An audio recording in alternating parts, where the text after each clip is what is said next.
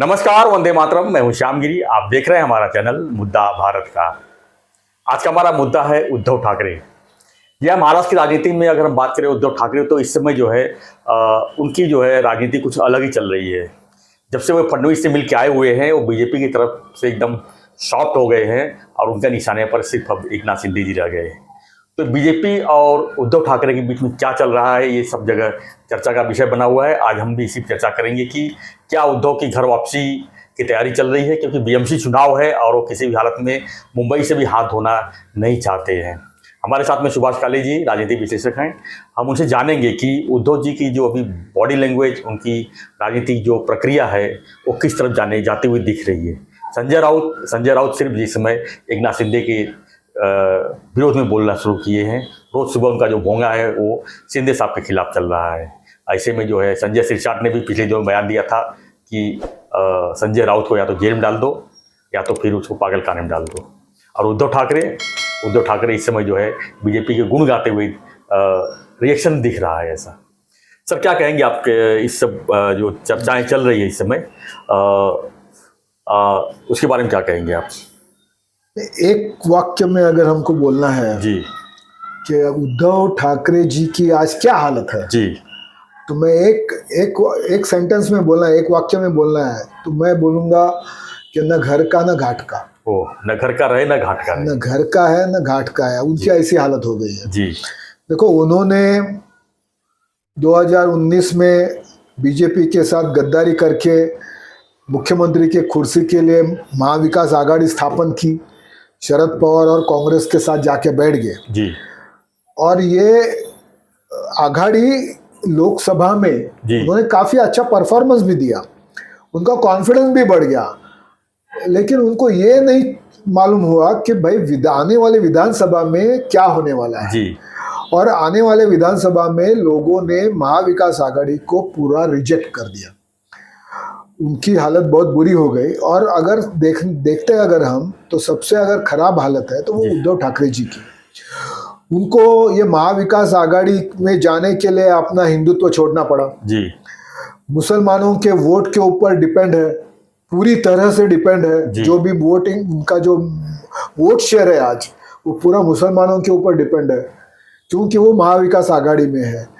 और जो विधानसभा में उनको जो फटका मिला है जी, उसका मेन रीजन यही है कि वो अपने हिंदुत्व के मुद्दे से दूर हट गए, बाजू में हट गए और मुसलमानों का लालन चालन करना उन्होंने शुरू किया जी।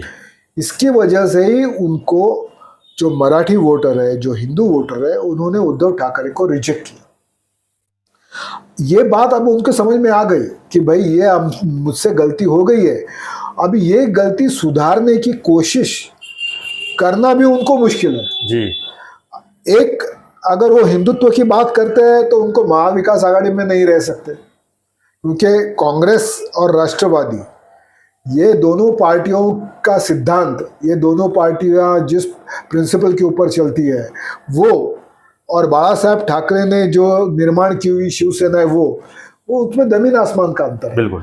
अभी उद्धव ठाकरे ने अपने स्वार्थ के लिए बाला साहब ठाकरे का सिद्धांत बाजू में रखकर कांग्रेस और राष्ट्रवादी पास चले गए। उसका जो फायदा मिलना था उनको मिला, 2.5 साल के लिए मुख्यमंत्री पद मिला।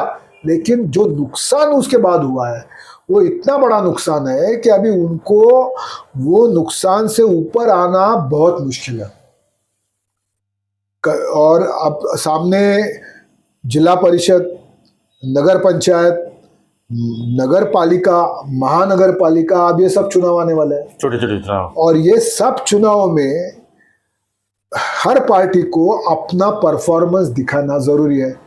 शिवसेना आज तक जिंदा है तो उसकी मेन वजह है मुंबई महापालिका, बीएमसी। मुंबई महापालिका में उनकी सत्ता कई सालों से है और आने वाले चुनाव में मुंबई महापालिका में अगर शिवसेना का परफॉर्मेंस बुरा होता है, उनके हाथ में सत्ता नहीं आती है, तो उनकी हालत बहुत खराब हो जाएगी।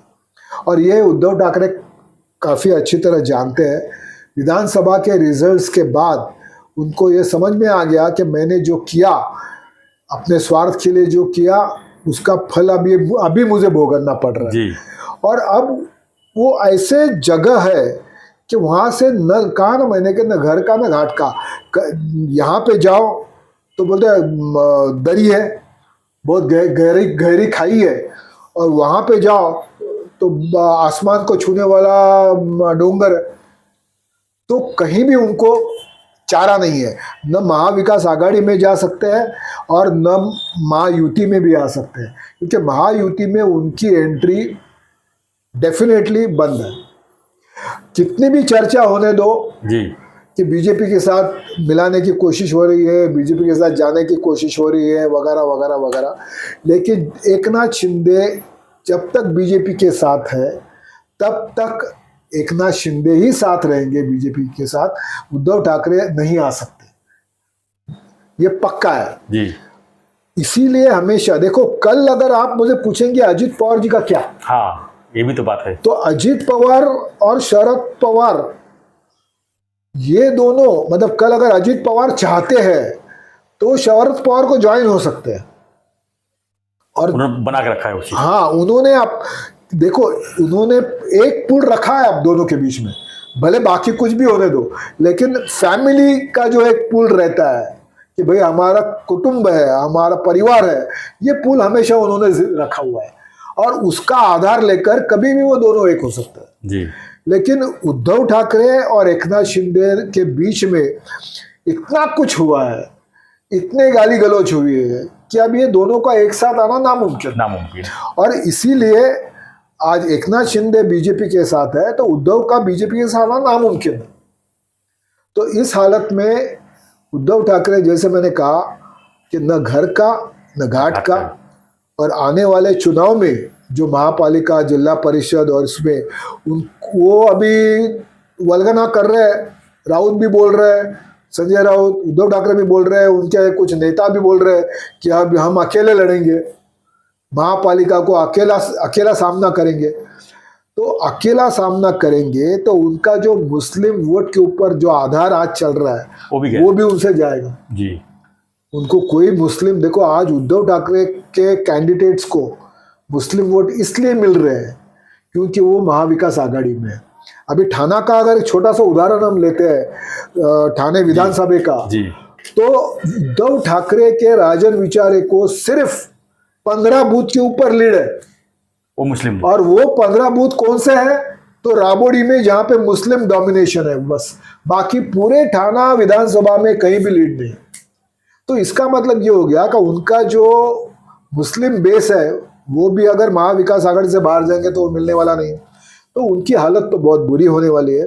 आने वाला समय ही बताएगा कि उद्धव ठाकरे की पार्टी को संभालना, खड़े रहना कितना मुश्किल है, और उनको दिन ब दिन ये मुश्किलें उनकी बढ़ती जाएंगी, और आने वाले अगर महापालिका में उनका परफॉर्मेंस बुरा रहा तो पार्टी का अस्तित्व धोखे में आ जाए जी।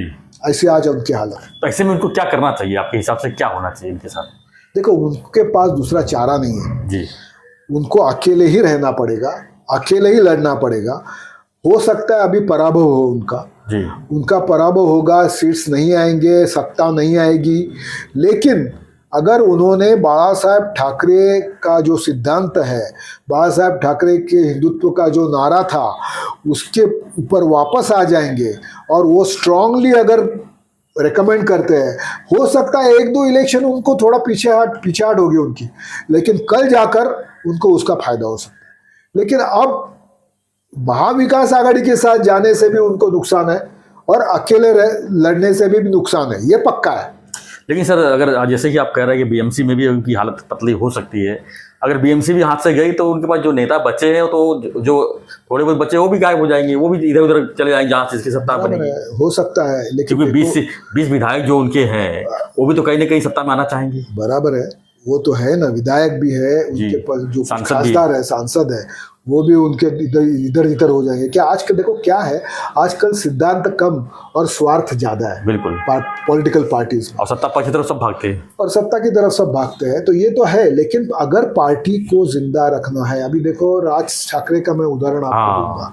राज ठाकरे ने विधानसभा अकेले अपने दम पे लड़ी, भले उनकी एक भी सीट नहीं आई, भले उनको वोट्स भी कम मिले, लेकिन वो अकेले दम पे लड़े। हो सकता है कल महापालिका भी वो अकेले अपने दम पे लड़ेंगे।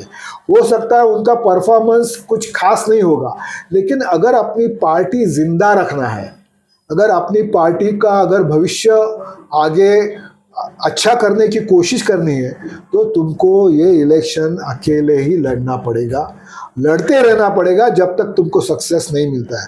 देखो, एक जमाना था कि बीजेपी के सिर्फ 2 सांसद आए थे। बिल्कुल। लोग बोल रहे थे अभी बीजेपी खत्म हो गई और ताला लगा डालो, बंद कर डालो, लेकिन आज सत्ता में है। अटल जी के हारने के बाद भी वही हालत थी। हाँ, तो इसीलिए 2004 में पार्ट काम करते रहना। और सबसे अहम बात, किसी भी पार्टी हो, फिर वो कम्युनिस्ट हो, कांग्रेस हो, शिवसेना हो या बीजेपी, अपने सिद्धांत से मत हटो। एक बार अपना बेस जो रहता है तुम्हारा, वो तुम्हारा सिद्धांत है। जिस पार्टी के सिद्धांत के ऊपर पार्टी खड़ी है, अगर तुमने वो सिद्धांत ही भुला दिया तो पार्टी गई। और उद्धव ठाकरे जी का वही हुआ है कि उन्होंने अपना बेस ही भुला दिया, अपना सिद्धांत भुला दिया। धन्यवाद सर इस जानकारी के लिए। तो फ्रेंड्स, क्या प्रतिक्रिया है आपकी उद्धव जी के बारे में? क्या जो स्थिति इसमें चल रही है, जिस तरह से विधानसभा की रिपोर्ट आए, अभी बीएमसी की तैयारी है, तो क्या लगता है कि उद्धव जी के साथ क्या होना चाहिए, क्या कर रहे हैं? क्या उनको भाजपा के साथ फिर से आना चाहिए या भाजपा उनको लेगी? तो इन सब सवालों के साथ आप जो है अपनी प्रतिक्रिया दीजिए और बने रहिए हमारे साथ, देखते रहिए हमारा चैनल मुद्दा भारत का। चैनल को लाइक, शेयर और सब्सक्राइब जरूर करें। धन्यवाद सर, धन्यवाद। जय हिंद।